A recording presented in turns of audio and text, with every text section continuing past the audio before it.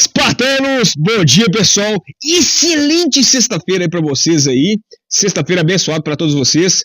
Pessoal, hoje o vídeo sobre o jogador de futebol da Noruega, Kometa Haaland.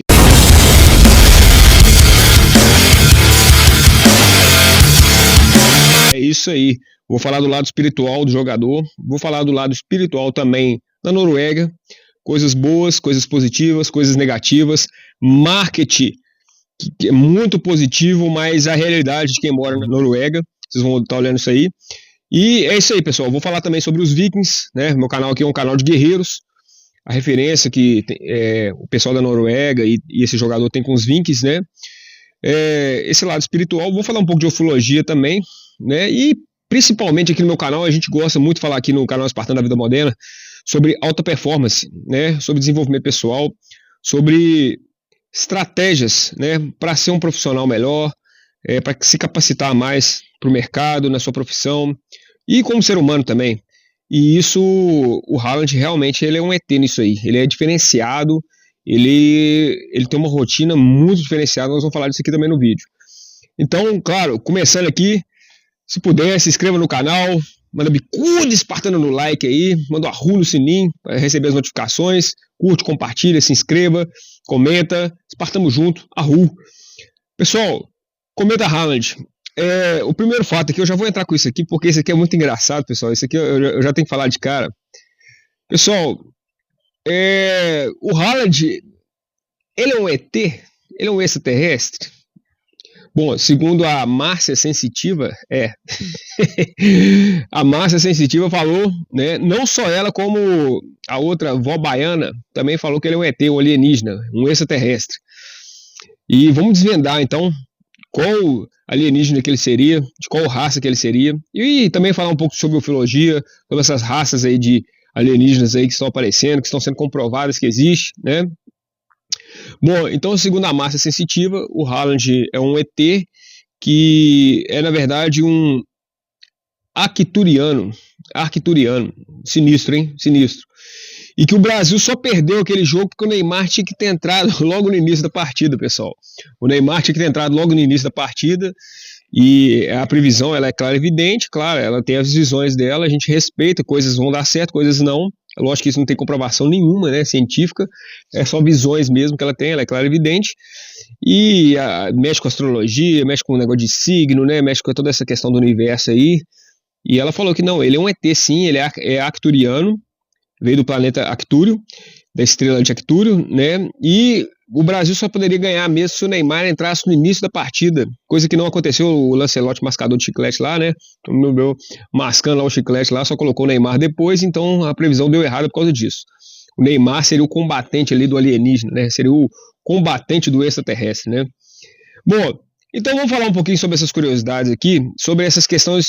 Pessoal, se o vídeo ficar muito longo, eu vou fazer parte 2, parte 3, eu sinceramente, no último vídeo do Jasper, eu fiz muito conteúdo, ficou muito pesado o vídeo, e eu vou tentar fazer agora, não que, talvez eu chegue em 1 hora, mas se ainda tiver conteúdo, mais coisa para falar, eu faço parte 2, parte 3, beleza? Pra gente ficar mais tranquilo aqui, sem pressa, sem correria, né? Então, segundo a Márcia Sensitiva, os arcturianos, além dessa questão do Neymar, que é muito engraçado, pessoal, ela é muito engraçada, eu já vi algumas reportagens, ela é muito incisiva naquilo que ela fala, e ela fala com uma certeza, uma convicção, né? Mas ela é muito direta, ela é uma pessoa que parece ser muito sincera, uma pessoa que parece ser muito verdadeira, a Márcia Sensitiva, né? E eu gosto dos vídeos dela, né? Eu acho interessante a forma que ela enxerga a vida, e ela tem esse grau também, de certa forma, de mediunidade, de ver espírito, de ver previsões, muitas coisas ela já acertou mesmo, né? Bom, ela fala que os arcturianos vêm de uma estrela vermelha, que eles são super evoluídos em tecnologia, mas são pouco evoluídos no amor. Aqui ela já erra um pouco, porque o Haaland, ele é casado praticamente com a mesma mulher desde o início da carreira dele ali, né? Se conheceram ali, ela é jogadora de futebol também, se conheceram ali nas categorias de base, né? E ele tá junto com ela desde sempre. E ele poderia ter qualquer mulher que ele quisesse, o dinheiro que ele tem, a fama que ele tem, não, ele tá com a mesma mulher desde sempre.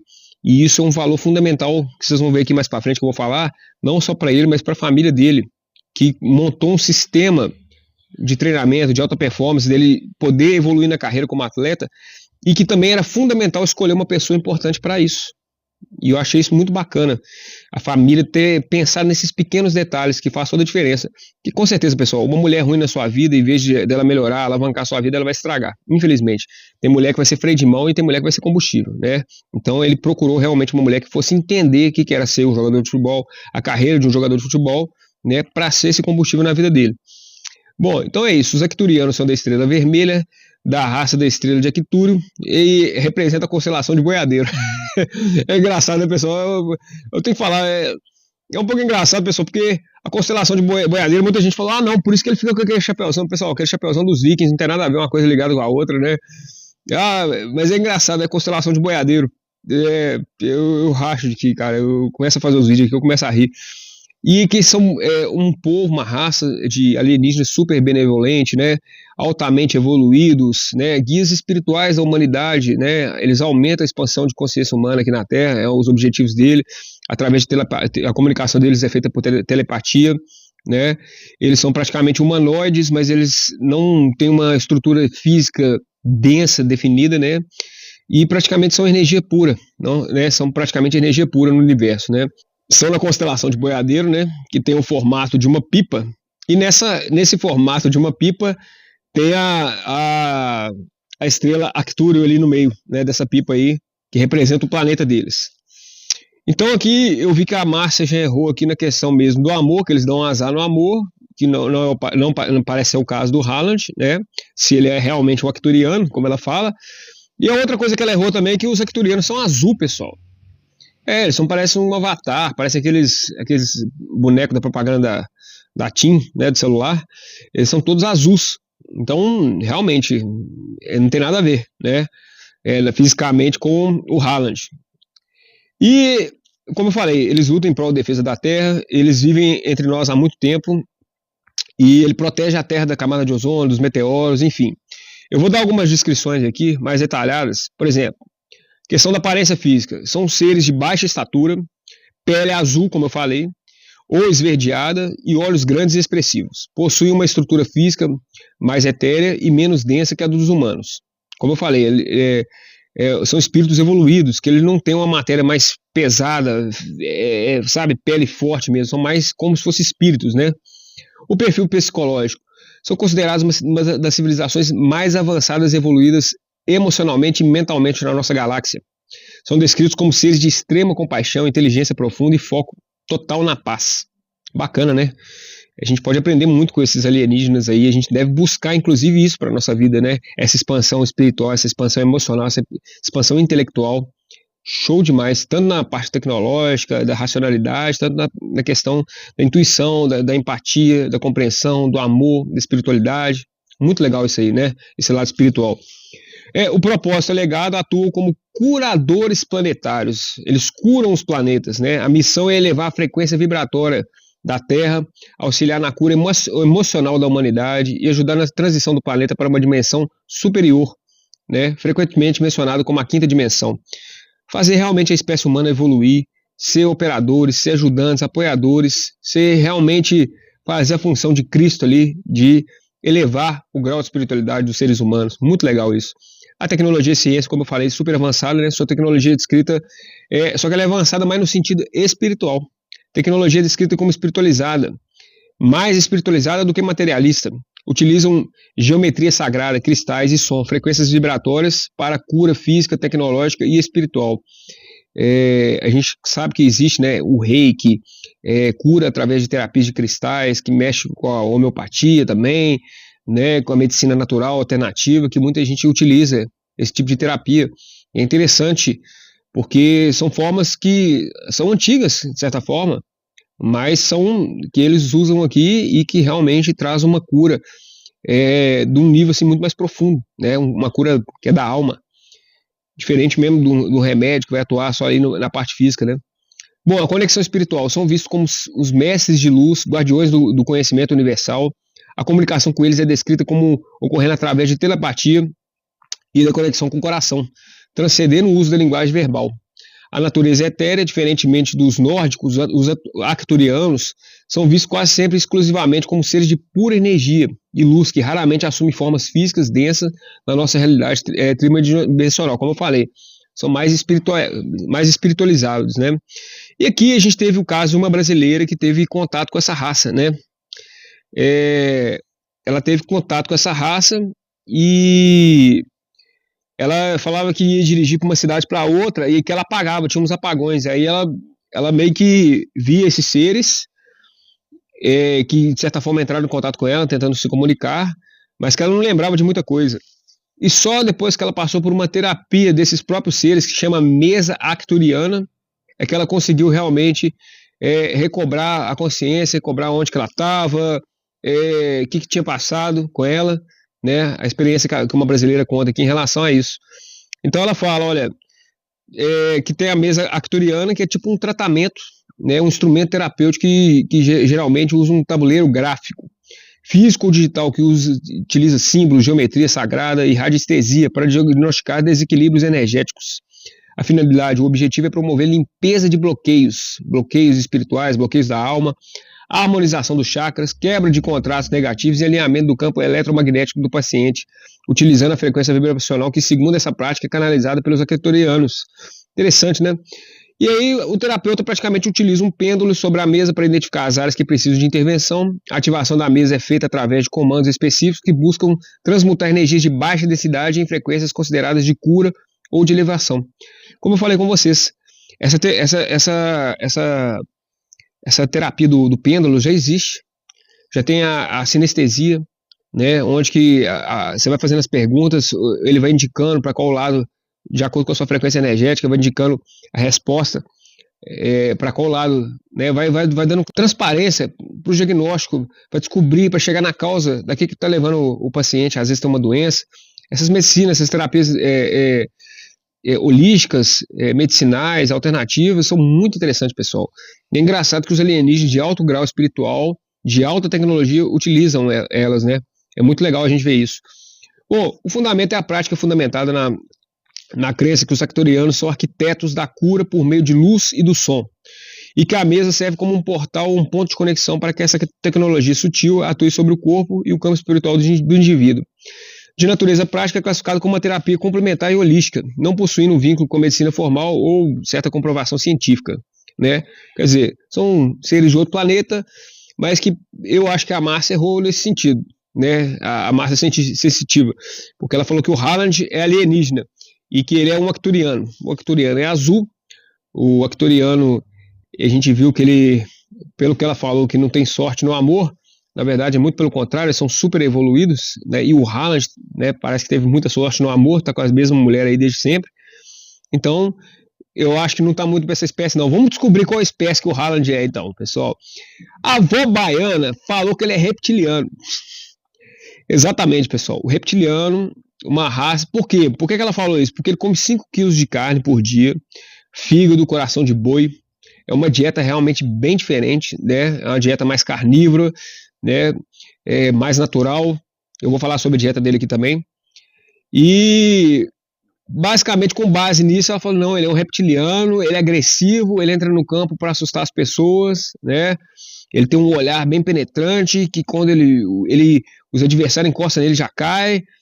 Ele realmente, quando ele está em campo, ele vira um reptiliano de fato, né? Ele bota medo no adversário, ele impõe aquele lado réptil mesmo, né, que eles têm.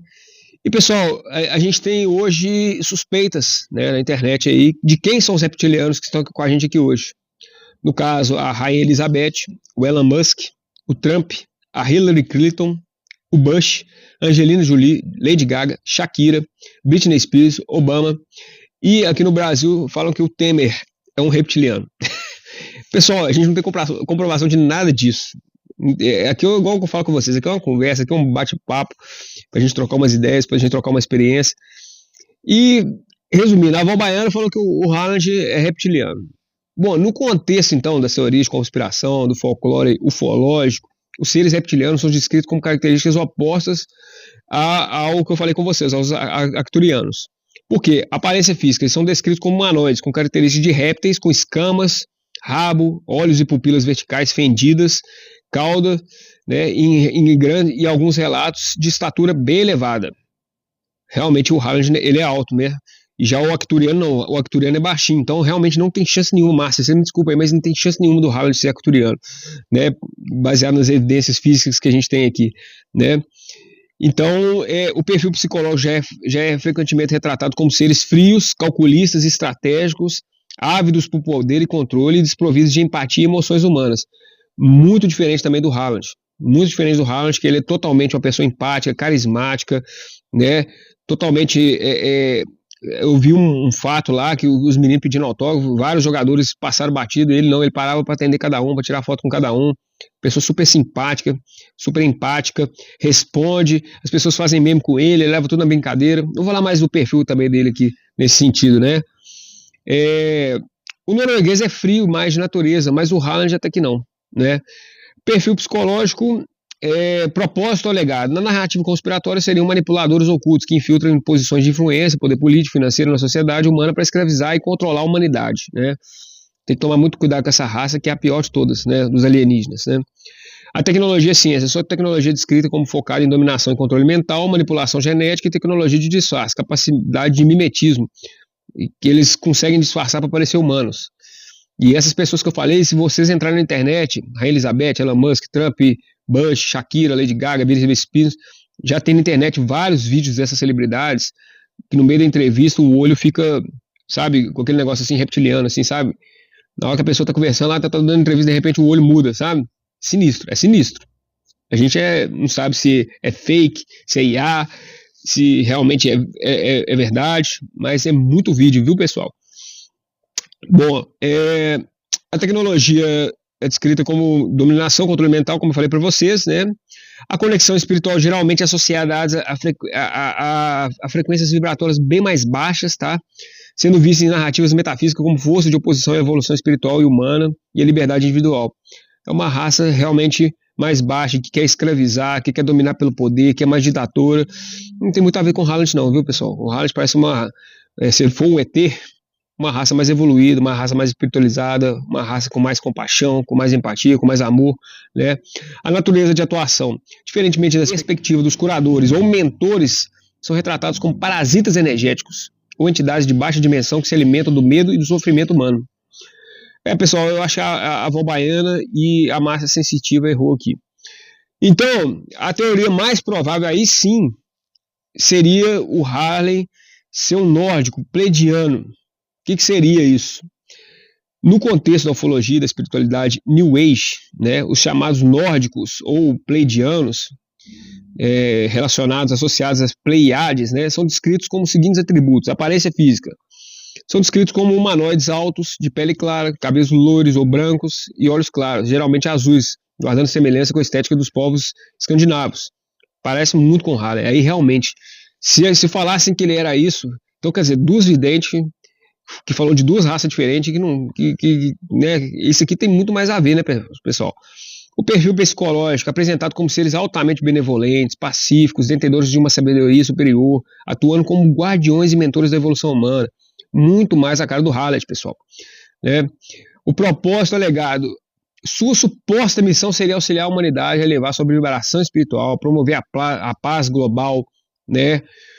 E, claro, despertar o despertar da consciência planetária. Tecnologia e ciência são descritos como possuidores de tecnologia avançada baseada em princípios de energia livre e de consciência cósmica, superior à tecnologia material atual. Mais uma vez, a tecnologia mais elevada para o espiritual. Muito bacana isso, né? Por mais tecnologia que você tenha, a tecnologia dos alienígenas de raças superiores, elas estão no lugar mais ao espiritual do que as coisas físicas que você toca ali, né? Então a gente vê que, por exemplo, no processo de cura da medicina, realmente cura-se a alma, né? Não é o remédio, não é a cirurgia, não é a máquina de diagnóstico, não. Está muito ligado à questão da cura da alma, que automaticamente cura todo o resto do corpo, né? Curando a alma, curando a mente, cura a parte emocional e automaticamente cura a parte física. Muito interessante isso, né? são frequentemente associadas à capacidade também de comunicação, de telepatia, né, transmissão de mensagem do amor, união, respeito à ecologia da Terra, né, onde a gente vê um amor cósmico ligado a tudo que está na Terra, a natureza, as águas, o mar, a Terra, né, uma natureza etérea. Em muitas vertentes são vistas não apenas como seres biológicos de outro planeta, mas como consciências de dimensões superiores que poderiam manifestar de forma física quando necessário. Isso aí é até um pouco de comparação, até perigoso, né? Comparando até um pouco com Deus, né? Porque Deus tem tudo. Deus está nas flores, Deus está no vento, Deus está no som, né? Então é uma consciência superior, né? Que está além da dimensão, né? Que a gente vê aqui, mas que no caso deles ainda consegue se materializar de forma física quando é necessário. Bom, então é isso, pessoal. O veredito na questão ufológica é que o Haaland está mais para ser um nórdico pleidiano. Mas, claro, pessoal, isso aqui é especulação, e a gente vai entender agora, vendo a parte de alta performance do Haaland, nesse vídeo, que o fato dele ser diferenciado, ele parecer realmente um ET, dele ter atributos e tal, está mais ligado ao estilo de vida que ele tem, da família que ele veio, como ele foi criado, né, os hábitos e como é que ele gasta o dinheiro dele também para atingir esse nível mais alto de alta performance. Então agora, eu vou falar para vocês aqui algumas curiosidades do Haaland. Primeira curiosidade, não nasceu ali na Noruega, não nasceu na Noruega, ele nasceu na Inglaterra. Seu pai, na verdade, sua família é toda norueguesa, seu pai era jogador de futebol também, e ele estava jogando pela Inglaterra na época, e aí ele acabou nascendo na Inglaterra. Isso aí é um fato interessante, mas ele honra sempre, né, o lado da Noruega, as tradições dos nórdicos ali da Noruega, e, claro, jogou pela seleção da Noruega. A família dele toda de lá, praticamente, né? Mas a nacionalidade dele mesmo, real, nasceu na Inglaterra. Os apelidos dele, Bebê Gigante, Princesa Gigante, né? Ele tem realmente uma cara de boneca, né? Uma coisa... É feio, viu, velho? Gente, eu vou falar isso aqui pra ver, mas... E realmente parece uma Barbie gigante, desproporcional, uma boneca, é até engraçado. Agora eu vou falar do ponto, assim, que eu vejo, assim, que... faz a diferença na alta performance dele, a dieta e as coisas que ele aplica na saúde dele, né, para ele ser esse grande jogador. A dieta ela é muito rígida, a dieta dele é mais ou menos 6.000 calorias por dia, uma dieta muito rígida. E o que ele come, pessoal? O que esse cara come de diferente? Mel cru, leite cru, alimentos só naturais, ovos, peixe, carne vermelha, como eu falei com vocês, fígado de boi quase todo dia, muita carne vermelha, né, e à noite, ele evita luzes antes de dormir, ele coloca um óculos, né, que eu tenho esse óculos também, é um óculos contra luz de LED, né, e ele realmente é para você despertar a glândula ali a melatonina, né, para você ter sono, e para você poder ter um sono de qualidade, focar num sono de qualidade, né. Bom, ele, com 14 anos, ele era muito magro, e ele começou a esticar, né, aquela fase de pré-adolescência, para adolescência, começou a esticar, começou a ficar muito alto, começou a ficar muito magro. Então ele tinha que comer 2 vezes por dia, né, para ter massa muscular, para ter uma força física forte, para poder jogar futebol, né, e para realmente poder ter... Hoje o futebol está muito voltado para isso, pessoal. Está com mais força física, condicionamento físico. A técnica mesmo, ela acabou sendo reduzida, né? A gente está vendo a Copa do Mundo aí, que é mais um jogo agora de resistência, do time que consegue cansar menos, a marcação mais incisiva, tá muito mais forte. Então a habilidade, aquela coisa do cara ter aquele espaço para fazer aquelas jogadas bonitas, aqueles dribles, tem que ser realmente um Ronaldinho Gaúcho, tem que ser realmente um fenômeno mesmo, diferenciado, porque hoje está cada vez mais difícil essa performance individual dentro do futebol, né? Tá muito bruto, tá muito coletivo, tá muito na força, tá muito na resistência, tá muito no condicionamento físico hoje o futebol, né? Então ele tinha que comer, ele almoçava 2 vezes e jantava 2 vezes para manter a massa, né? Toda partida, né, de futebol, ele bebe um líquido estranho que ninguém sabe o que é. Ele tem um líquido daquele estranho que ele bebe antes das partidas, né? Falam que deixa ele turbinado. Ele investe muito o dinheiro dele em nutrição, fisioterapia, as dietas, equipamentos de recuperação muscular. Aí a gente pega sauna, terapia de luz vermelha, banhos de gelo, tudo para recuperação muscular, tudo focado nessa questão de recuperação muscular, condicionamento físico, para estar no mais alto nível de performance possível. Então a gente já vê que o cara realmente ele é diferenciado. A dieta é diferenciada, o combustível que ele coloca é diferenciado, né? As atividades físicas dele é diferenciada, né? O estilo de vida dele todo foi criado, de certa forma, para ele ser esse ET aí, esse alienígena fora da curva, né? Bom, vamos falar da riqueza dele. Ele é um dos caras mais ricos aí, um dos jogadores mais ricos, tá? Praticamente o patrimônio dele hoje está na casa de 1 bilhão já, tá? Já está na casa de 1 bilhão. Ele tem jatos, além dessa questão do futebol, ele tem vários outros investimentos, né? Com acionistas, patrocínios, tecnologia esportiva, acordos publicitários, né? Que gera para ele uma grande renda, né? Hoje o passe dele mais ou menos está avaliado em 960 milhões, tá? O passe dele avaliado, né? E hoje, por mês, ele ganha uma quantia aí de coisa pouca, pessoal, 22 milhões por mês, né? O cara ganha 22 milhões por mês. Então, assim, é dinheiro demais, né? O cara tá super milionário, bilionário já praticamente, né? Gosta de carros de luxo, tem vários carros de luxo, tem inclusive uma Ferrari que é exclusiva, né? A casa dele tá avaliada em 80 milhões de reais, uma mansão, e ele tem várias casas em vários lugares, né? Um só para passar férias, um só para passar Natal, né? Ele adora relógios, Rolex, relógio de luxo. Resumindo, o cara tem muito dinheiro mesmo, né? Então, assim, aquele sorriso, aquela alegria, também é grana, né, pessoal? Não pode desconsiderar isso, né? Bom, na questão do esporte, pessoal, como eu falei, ele já faz uma dieta muito rigorosa. E na questão esportiva, o cara realmente é uma máquina. O cara é disciplinado, o cara treina várias outras modalidades, né? E ele, praticamente, um atleta também de corrida, de atletismo. Ele joga golfe, né? Handball e salto em distância, quem diria? Então, assim, você vê que é um atleta super completo, com vários quesitos aí, de várias outras modalidades, que compõem a personalidade dele para ele ser aquele jogador diferenciado em campo. Aqueles pulos que ele dá lá, né? Aquelas coisas, as corridas, você vê que tem um pouco disso aqui, né? Ele foi pegando de tudo um pouquinho ali, né? E foi colocando ali no perfil dele. E, pessoal, pasmem, na questão da corrida, o cara é diferenciado mesmo. Teve uma partida que ele correu 60 metros no campo, praticamente em 6,64 segundos. Simplesmente 30 centésimos a menos que o recorde mundial de corrida. Quer dizer, o cara corre mesmo. E ele é alto, e ele é grande, e ele é forte, e ele corre muito. Então o cara é uma máquina mesmo, o cara realmente é diferenciado, né? E quando a gente faz essa relação de corredores com o futebol, eu achei interessante que eu vi essa curiosidade, eu não sabia que aquele Usain Bolt, né, corredor, campeão, chegou também, mais no final da carreira dele, treinar futebol também, foi para um clube, treinou, né?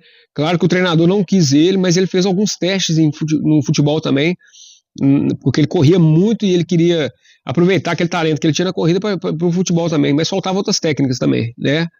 Mas ele chegou a fazer gol, né? Achei interessante isso. Um lado aqui também que acho que pouca gente conhece, o Haaland, ele é artista, ele foi um dos artistas mais ouvidos na Noruega, né? Ele fez uma aposta lá com o DJ lá, que se ele fizesse 2 gols lá no Brasil, para ele voltar a cantar uma música que ele tinha gravado há muito tempo, quando ele era mais novo, e aí ele regravou essa música de novo e ele acabou sendo um dos artistas mais ouvidos na Noruega, né? Virou um fenômeno musical, uma musiquinha lá que ele montou lá com o DJ lá, cantando lá também, e virou hit lá. É engraçado isso, né? Eu também não tinha nem noção dessas coisas. Questão da performance, voltando para a performance física aqui, pessoal, o cara é muito forte.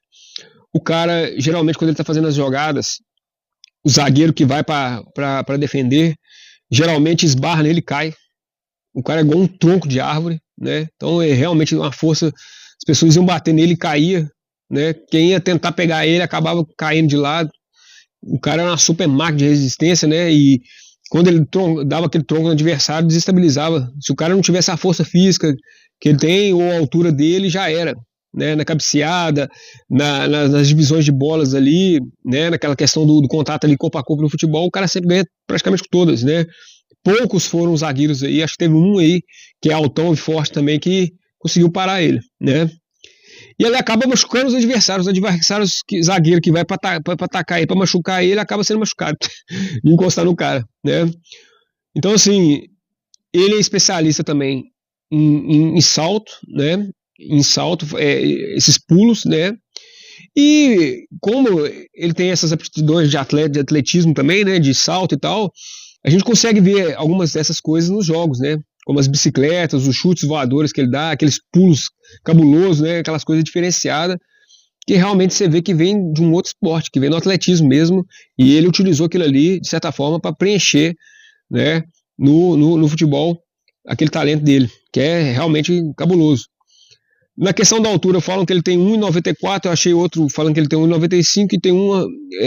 Eu procurei a altura dele, mas o que eu mais vi aqui foi que ele tem 1,98, que ele tem quase 2 metros, pessoal. 94 quilos, né? E que a corrida dele, o sprint dele, foi 35 km por hora. É assim, uma coisa fora do normal, né? O que ele corre. E a potência do chute dele, 118 km, né?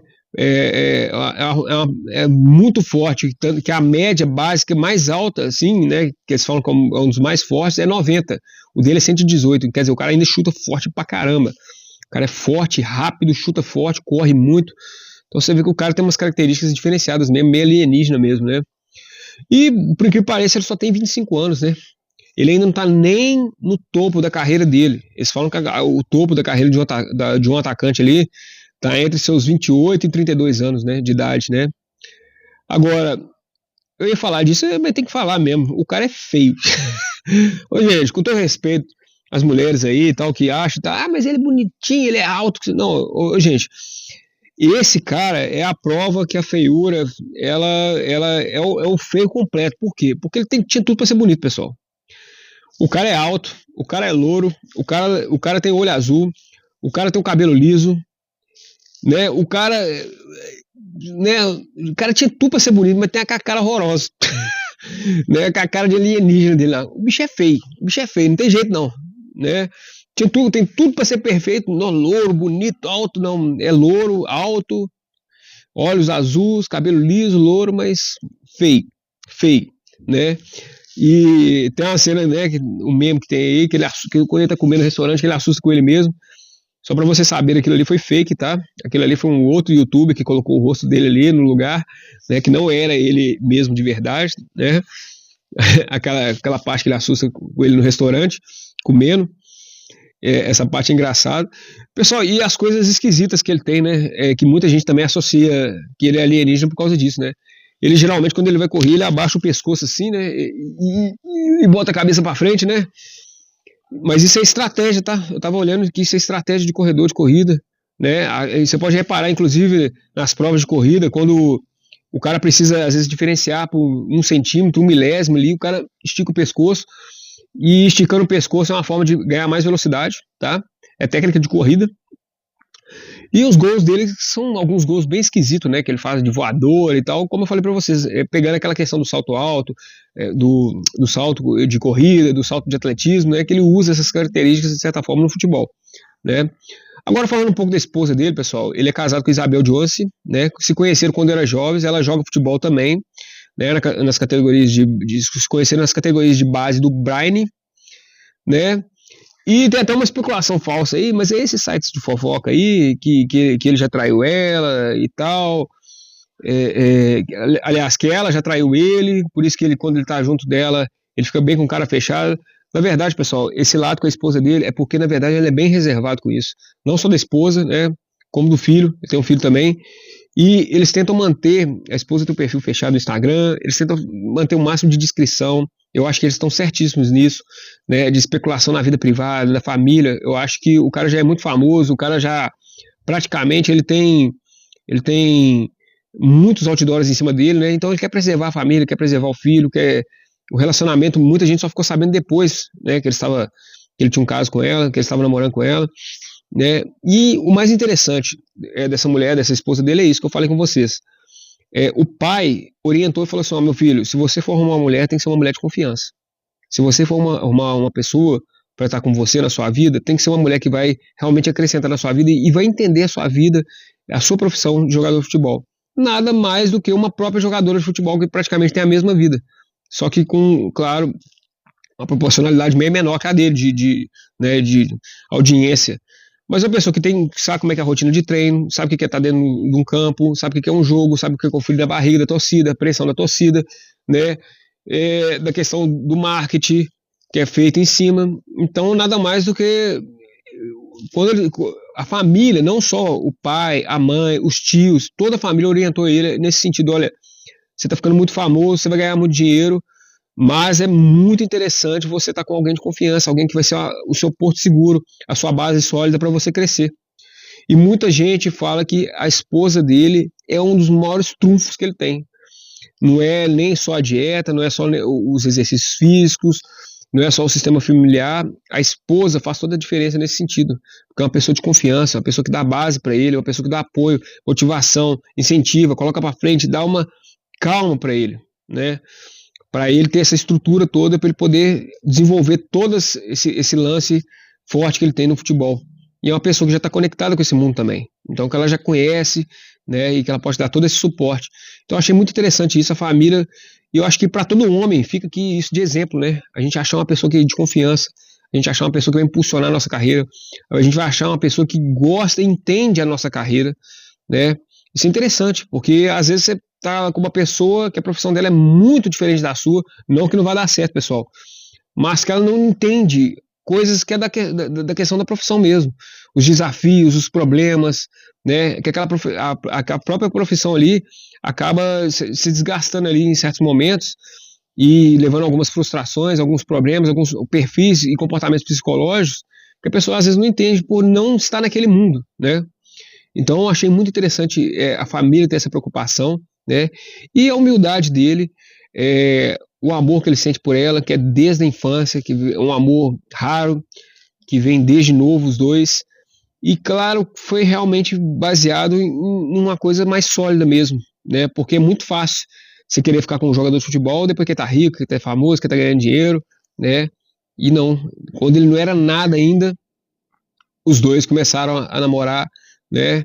E praticamente só depois que ele assinou o primeiro contrato num clube que eles assumiram oficialmente para todo mundo, mas que eles já tinham aquele namorinho ali, que eles já se conheciam desde a infância. Então isso é muito bonito, né? Isso é uma coisa rara de ver hoje em dia, né? Porque infelizmente as pessoas hoje em dia estão muito mais focadas nos interesses, naquilo que a outra pessoa pode proporcionar, o que a outra pessoa tem, e não do que realmente ela é ou de onde ela pode chegar. Então ela desde cedo sempre dando muita força para ele ser o que ele foi, né? Para ele ser o que ele é, de certa forma, né? Então isso é muito bonito, isso é muito bacana na questão de relacionamento. Pô, ele teve muitos desafios na carreira, né? A Champions League, né? Ele fez vários gols, era recordista, mas ele ainda não tinha taça. E aí ele dormia com várias bolas de futebol, que falava que era as 5 esposas dele, né? E ele sempre, o despertador do celular dele era com o hino da Champions League, né? O despertador do celular dele. Quer dizer, focado na missão, entregando a vida para aquela missão mesmo, né? O cara, você vê que o cara é realmente disciplinado, um cara realmente que entregou mesmo, porque é aquele negócio, tem gente que só colabora e tem gente que se sacrifica para aquilo, né? Ele praticamente viveu para aquilo, né? O cara tem uma energia irracional, uma vontade fora do normal, sabe? E uma humildade extrema de reconhecer a grandeza, né, dos outros times de futebol que a gente viu na Copa aí, dos outros jogadores, uma humildade, uma sinceridade, um pé no chão, mas ao mesmo tempo, apesar disso, uma vontade de superar, apesar disso, uma vontade de ser maior, apesar disso, uma vontade de colocar a Noruega no mapa, e foi o que ele fez, né? Até então, Noruega no futebol, quem dava moral? Ninguém, né, praticamente. Então, a persistência que ele tem, e principalmente na mente. Eu estava acompanhando um vídeo da rotina dele, e fala que teve um dia lá que ele fez mais de 1000 abdominais de um dia, que ele ficou praticamente o dia inteiro fazendo exercício físico. E o pensamento que vinha na cabeça dele é o seguinte: não estou cansado, não estou cansado, não estou cansado. E ele colocou aquilo ali e realmente o cara foi direto, né? A cada temporada que passa, o cara só aumenta de nível, o cara só quebra recorde, o cara só faz mais gol, né? Ele chegou a fazer 60 gols em 53 jogos, né? Quebrou vários recordes, quebrava o padrão mesmo. Quando o padrão aumenta, ele vai lá e quebra. Então, realmente é um cara realmente obstinado, determinado desse tipo de coisa. E agora, pessoal, o mais estranho e estratégico da forma como ele joga bola, da forma como ele atua como centroavante. É muito interessante porque ele não é o cara que corre mais atrás da bola, que fica buscando as jogadas, que fica buscando a bola, como muitos centroavantes voltam para trás e tenta buscar a bola, tenta ser o protagonista, tenta chamar a responsabilidade. Ele não. Ele esconde da bola, praticamente. Ele não é o que tem mais técnica, né? Claro, ele tem muita velocidade, força e explosão. Mas essa velocidade, força e explosão é usada no momento certo. A estratégia do cara geralmente é ficar parado no campo. Economia de energia. Muito interessante isso. E ficar ligado no posicionamento. Ele não dribla muito bem, né? Ele não é tão técnico, ele não corre muito atrás da bola, mas a velocidade, a força e a explosão dele vem no momento certo, porque ele é um centroavante analítico. Eu tava vendo uma jogada dele, e aí foi narrando toda a jogada, e aí mostrando como é que a cabeça dele funciona dentro do campo. Realmente a gente vê que a suspeita de alienígena por causa disso, porque ele fica analisando o zagueiro, a corrida do zagueiro, para onde que o zagueiro vai correr. Ele sabe para onde que a bola vai cair se tiver um rebote, né? Na hora que o cara manda a bola para ele, já tem noção de como é que a precisão da bola vai cair, qual a força que a bola vai cair, o que ele vai precisar fazer, para onde que ele vai ter que girar. Ele já pensa antes.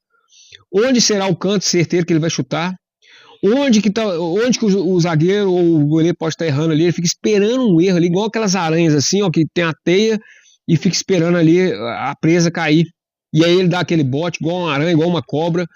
E aí quando ele dá o bote é força pura. O cara mal toca na bola nas partidas, pessoal. É impressionante. Olha o jogo do Brasil, o cara mal tocou na bola, mas tocava na bola. Força, técnica, frieza, objetivo, claro, definido e mete gol. É impressionante, né? E, como eu falei, além do sistema de dieta, de treinamento, do apoio da esposa, o apoio da família também. A família que o pai era jogador, sofreu uma lesão permanente, que brigou com o tal de Roy Keane lá, foi uma das entradas mais violentas do futebol, depois vocês colocam aí, o cara praticamente quase quebrou a perna dele e lesionou ele de forma definitiva, né? E basicamente o menino cresceu vendo o pai acompanhando todo esse drama, né? De ser um jogador lesionado, de não poder mais realizar o sonho porque ficou lesionado. Então você vê que o menino já aprende a crescer com um pai que passou por esses desafios, mas que continuou persistindo, depois como, né, auxiliar técnico ali, e ensinando o menino que a resistência, a força, apesar da dor. É o que meu canal Espartano da Vida Moderna fala, que o guerreiro tem que ter isso. Que os desafios vão vir, que as pessoas vão tentar quebrar sua perna, mas que mesmo assim você ainda vai tentar continuar de pé. Você vai continuar tentando jogando. Você ainda vai ter força psicológica e resistência para continuar evoluindo na sua carreira, né? A mãe dele também era atleta. Então, um pai jogador de futebol e a mãe dele praticava heptátulo. Eu não sabia desse esporte. É a prova combinada mais completa de atletismo feminino. Consiste em 7 modalidades realizadas em 2 dias. 7 modalidades de heptátulo ao ar livre são divididas da seguinte forma: no primeiro dia são 100 metros com barreiras, salto em altura, arremesso de peso, 200 metros rasos. No segundo dia são salto em distância, lançamento de dardo, 800 metros rasos. Então, assim, você vê que o cara, ele cresceu num ambiente familiar, né? Ele cresceu realmente numa família que já vem de um atletismo, num sistema, num ecossistema. Ele cresceu dentro de um ecossistema de alta disciplina, de alto rendimento, de 2 atletas dentro de casa, um jogador de futebol, uma mãe que era atleta esportista, pegou todas essas características da mãe, de corrida, de salto e tal, e levou para o esporte do pai, no futebol. Então, é uma máquina mesmo. Ele foi projetado desde a infância para virar uma máquina. Não só com a dieta, com os recursos, né, de treino, mas por ver justamente o pai e a mãe, as 2 referências, bases que ele teve na vida ali, né, além de uma esposa que foi a âncora dele. Então, realmente, a gente vê que o talento, quando a gente vê o cara jogando, quando a gente vê ele fazendo gol, quando a gente vê ele tirando o Brasil, não foi à toa, pessoal. Não foi à toa, né? A gente vê que por trás dessa história tem todo um atleta, que tem todo um cenário, um ecossistema que foi desenvolvido, né? De família, de esposa, de dieta, de treinamento, de crescimento da infância, de mentalidade, principalmente. O guerreiro, você vê que são várias coisas para se formar esse guerreiro. São várias coisas para formar esse viking aí, diferenciado, né? E a disciplina absurda, né? Ele já foi várias vezes comparado com o Cristiano Ronaldo, que também é o outro disciplinado, também é o outro que é uma machine mesmo, exterminador do futuro aí, né? É um T800 também, o Cristiano Ronaldo, né? E por incrível que pareça, o jogador que ele mais gosta é o Me Too. É engraçado isso, que não é um jogador tão famoso, pouca gente conhece, mas que ele virou fã do cara, começou a seguir o cara e conseguiu realizar o sonho de conhecer o cara e ganhar a camisa dele autografada. E, e o cara mesmo fala assim, cara, eu só tive algumas 2 temporadas que eu fiz alguns gols, que eu fui destaque, né? E o cara virou meu fã. E ele seguiu o cara, comentava no perfil do cara, sabe? Aquele jeitão dele, né? E esse lado dele também de ser humano, da humildade, tem um lado espiritual que eu vou abranger mais aqui na frente. Mas agora, gente, pra gente fechar o vídeo, eu queria falar um pouco da Noruega, né? E um pouco desse país, né? Noruega. Existe um marketing muito grande na Noruega, que é um país de alto, né? Quando a gente coloca no Google ali, que a gente vai buscar ali as informações, é um marketing muito absurdo, né? Que a Noruega é o melhor país para morar, que é um dos melhores salários e tal. Tem muita coisa boa. Mas tem brasileiro que mora lá e que deu a real pra gente aqui. E é muito bom a gente ver os dois lados da Noruega também, mas também entender que também onde o cara foi criado, a cultura do país que ele foi criado, também, de certa forma, foi um reforço para ser o guerreiro que ele é hoje. Agora, alguns mitos têm que ser quebrados, né? Algum marketing ali que foi feito a mais tem que ser tirado também. Mas vamos falar aqui da questão do futebol. Lá na Noruega existe a escola de seleção nacional, né? Foi não só o Haaland, mas como vários jogadores da Noruega que estão na seleção passaram. É um sistema esportivo da Noruega que formou os maiores jogadores da seleção da Noruega, né? Entre a idade de 12 a 16 anos. Esse sistema é integrado como identificar, lapidar e estimular o esporte a essas crianças. Ganhou muito investimento, né? E a cultura desse sistema, a cultura inclusive norueguesa para o esporte é essa. Primeiro, a alegria no esporte. Alegria de poder praticar um esporte, alegria de participar do esporte, né? Então, até os 11 anos, era proibido as pessoas ver tabela, ranking, melhor jogador, classificação, resultados. Primeiro, você amava o esporte, você fazia por prazer, né? Aí, quando a gente olha isso, lógico que a gente lembra do Neymar no início, do Ronaldinho Gaúcho, que é aquele jogador que ele não tá ali porque ele quer dinheiro, ele quer fama, ele quer ganhar campeonato, não, ele tá ali por prazer, ele ama fazer aquilo ali, que independente se ele vai ganhar dinheiro ou não, ele faz por prazer, e é muito bom, e fica de exemplo e conselho pra gente, que a vida, gente, a gente tem que achar as coisas que a gente sente prazer na vida, a gente tem que achar aquilo que vai dar felicidade pro nosso caminho, porque às vezes é o seguinte, às vezes você é uma águia que tá tentando ser um tubarão, às vezes é um tubarão que está tentando voar como uma águia. Só que quando você se identifica como tubarão e você encontra o mar, você encontra o seu habitat, você encontra aquilo que é seu propósito, sua missão de vida, aquilo que deve ser feito, parece que a coisa flui fácil, o seu caminho anda, o seu propósito, a sua missão, ela simplesmente, o universo empurra. E as pessoas falam, por que para ele é tão fácil? Porque ele está no caminho certo, porque ele se achou. Às vezes para você é mais difícil porque você está tentando fazer uma outra coisa totalmente diferente daquilo que você veio fazer na Terra. E esse autoconhecimento, esse olhar para dentro é fundamental, pessoal. É fundamental isso, né? Então é muito interessante a gente se apaixonar e achar o propósito, a missão de vida, aquilo que realmente vai dar alegria para a gente, aquilo que a gente faria, independente se a gente fosse ganhar dinheiro, se a gente fosse ser sustentado por isso. Muita gente fala isso. Aquele que trabalha com o que gosta, nunca trabalhou. Nunca trabalhou, porque independente se vai ganhar dinheiro ou não, ele vai continuar fazendo aquilo ali, aposentado ou não, que ele faz porque gosta, pelo prazer de fazer, né?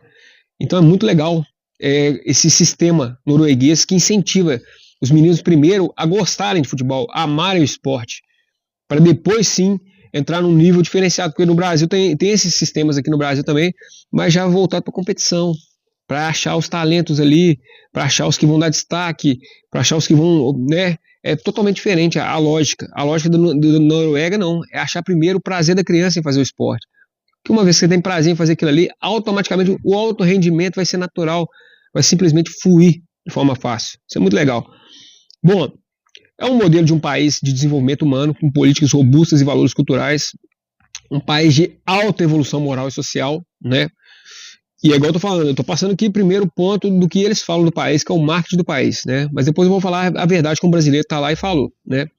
Bom, lá tem o igualitarismo extremo, um foco profundo na redução da desigualdade social, como um dos menores abismos salariais do mundo. Realmente lá se paga muito bem, né? Uma confiança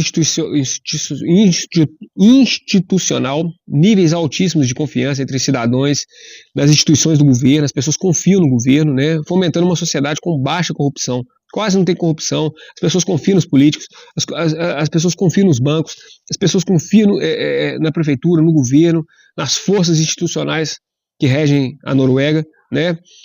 Claro que isso gera um bem-estar coletivo, uma qualidade de vida, um sistema de proteção social universal, abrangente, que prioriza a dignidade humana do nascimento até a velhice. Tem uma igualdade de gênero forte, ele é líder mundial em representatividade feminina em cargos de liderança e políticas de licença parental equitativas, né? Então, as mulheres super valorizadas, não é um país machista, né? Tem uma questão de evolução espiritual e cultural também na Noruega, conexão com a natureza, né? Uma filosofia de vida que valoriza a integração profunda com o ambiente natural, como forma de paz, saúde mental e respeito pelo ecossistema. Tem um individualismo responsável, a valorização da independência pessoal, mas sempre atrelada ao dever cívico e responsabilidade perante a comunidade. E o pragmatismo humanitário, uma abordagem espiritual e ética voltada para a ação prática, focada na solidariedade internacional e na resolução pacífica de conflitos globais, né?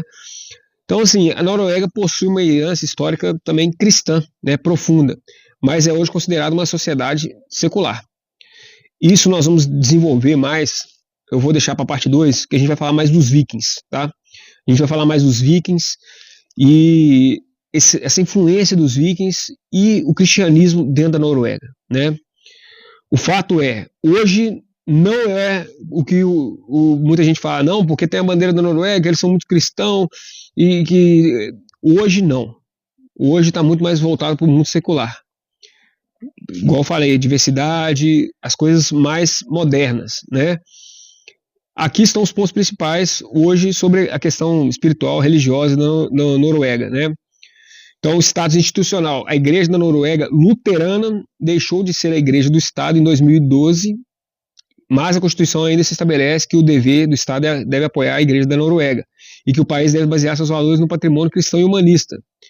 Mas o perfil da população, embora uma grande parcela da população ainda seja, né, formalmente registrada como membro da igreja da Noruega, a prática religiosa é muito baixa. A maioria dos noruegueses hoje não frequenta igrejas.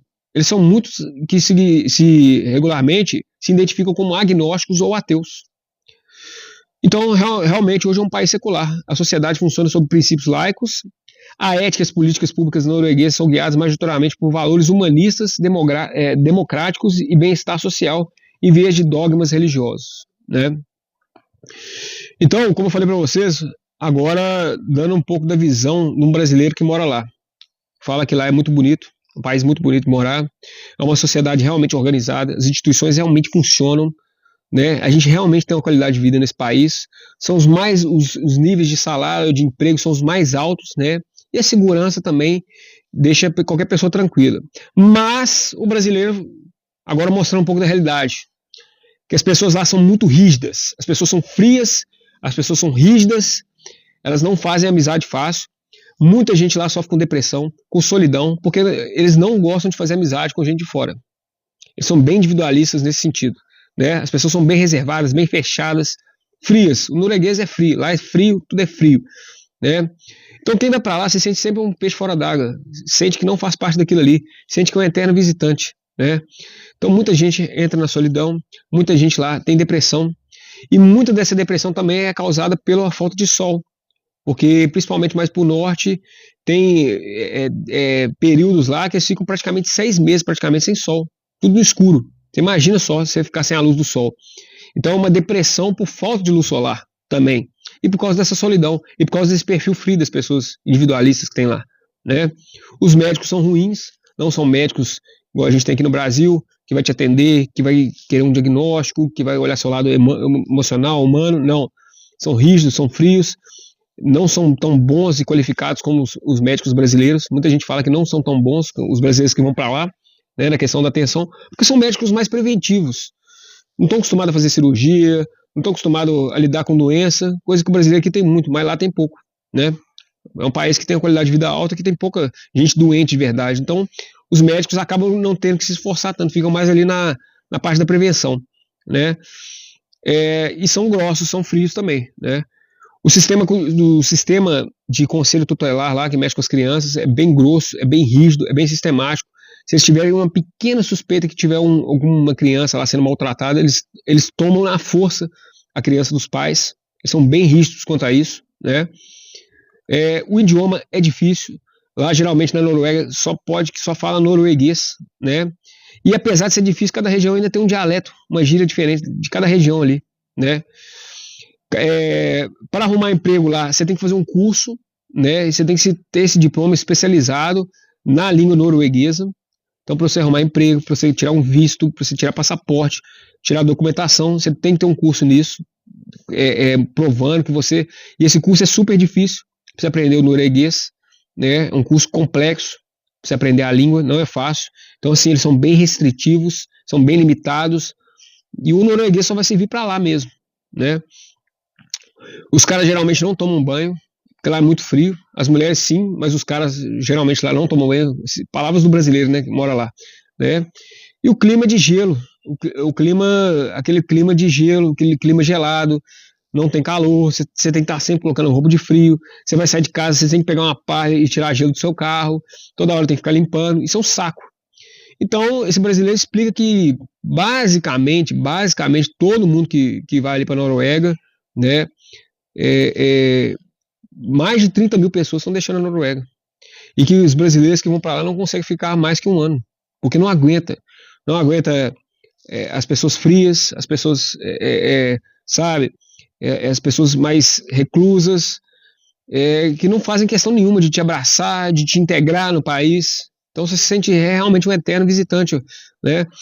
E aí agora, eu vou entrar agora no próximo vídeo, vamos finalizar isso aqui agora, que é na questão dos vikings e que é nessa questão da cultura, de como é que foi formada essa cultura da Noruega, que no início realmente foi com os vikings, né? Foi com os vikings que invadiam cidades, né? Tocavam o terror, e o perigo disso, de voltar essa prática agora no futebol, porque é uma prática selvagem, e que só com o cristianismo, só depois que veio o cristianismo, né, que a cidade pôde ter esse desenvolvimento espiritual, esse desenvolvimento em educação, né, esse olhar para o próximo, sabe? Só depois que veio o cristianismo, que um viking se converteu ao cristianismo. Então, hoje, o que eu posso dar spoiler aqui para vocês no próximo vídeo é isso. Hoje a Noruega, ela está retroagindo um pouco nesse sentido, de estar buscando o valor dos vikings. Mas você não gosta de espartano, seu canal não é de guerreiro, você não ia exaltar os vikings? Muito pelo contrário, pessoal. Os vikings perto dos espartanos, sinceramente, eu não gosto dos vikings. Eles são um bando de ladrão, de bandido, de covardes, entendeu? Não tem um pingo de misericórdia, e muito pelo contrário, eles gostam de invadir, e perto dos espartanos jamais vão chegar perto da disciplina espartana, disciplina militar espartana, né, que Esparta tinha, o sacrifício. Então, assim, essa questão dos vikings, eu vou deixar para o próximo vídeo, mas fazendo um contraponto aqui, na Noruega é isso. Não tem mais essa questão de cristianismo, de religiosidade cristã forte. Igual eu falei, hoje a maioria lá é secular, a maioria é ateu, a maioria quer diversidade de gênero, quer direitos humanos, né? Mostra um sistema evoluído, mas de certa forma que retrai um pouco, né? Por causa dessa questão de valores cristãos. Mas não significa também que isso vai limitar a expansão e o desenvolvimento da cidade a nível espiritual. Por quê? A gente vê o Japão, um povo educado, onde ninguém é praticamente cristão no Japão, não existe cristianismo ali no Japão praticamente, mas um povo educado, que veio de uma cultura de valores, de educação, de honra ao próximo, né, de respeito. Então, que não, isso aí, a moralidade, isso aí independe se é cristão ou não, né? Agora, o ponto espiritual mais polêmico aqui no vídeo é isso, que eu vou falar no próximo aqui. Até que ponto a gente voltar às origens. É legal a questão do guerreiro, de ser combatente, corajoso, de ir para o campo, de retornar à remada viking, que eu vou falar sobre isso também, mas ao mesmo tempo esquecer do cristianismo, das coisas que fizeram a cidade evoluir, e de voltar à selvageria, e de voltar à anarquia, de deixar tudo solto de novo, né? Então esse contraponto a nível espiritual é o que eu vou estar falando no próximo vídeo, na parte 2, na história do Harley e na história do Noruega aí. Espero que vocês tenham gostado aí. Esportamos juntos, semana que vem tamo firme. Arru!